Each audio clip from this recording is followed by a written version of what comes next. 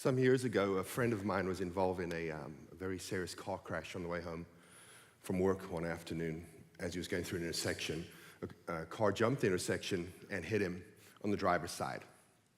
And so, for those of you who've been in car accidents, you know that there's sort of a spike in your adrenaline, and then once that comes down, you start to realize that you're hurting, and then you start to smell fuel if there's been a rupture of the fuel line or the gas tank has been hit. And so, in Jay's car, he could smell the fuel, and because there's a place called Hollywood out in California, we know that when you smell fuel in car accidents, what happens next?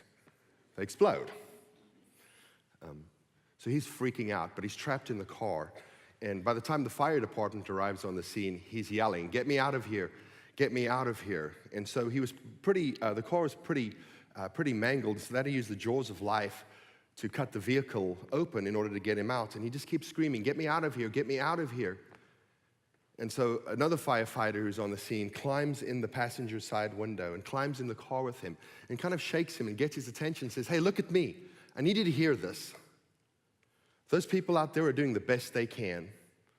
They're doing everything they can to get you out of this car and get you to safety. But I want you to know something, that you are not alone. I am with you. And from this moment forward, I want you to hear this, that both of us will get out of this car today alive, or neither of us will get out of this car today. What happens to you happens to me. Our fates are the same. Our destinies are intertwined. Our story ends the same today, with us getting out of this car together or dying together in this car.